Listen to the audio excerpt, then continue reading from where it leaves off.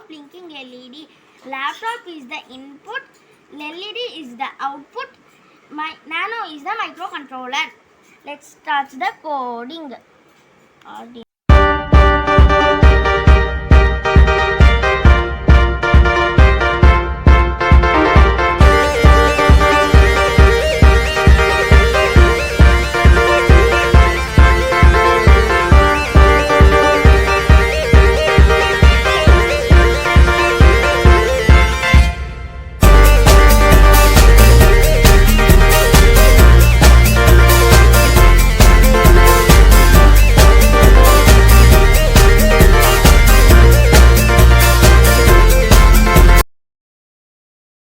See the LED on, the LED off.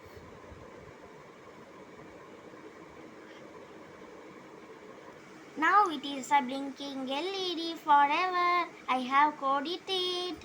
You have seen my project about coding of blinking LED. If you like my channel, do subscribe, like, share with your friends. Bye bye.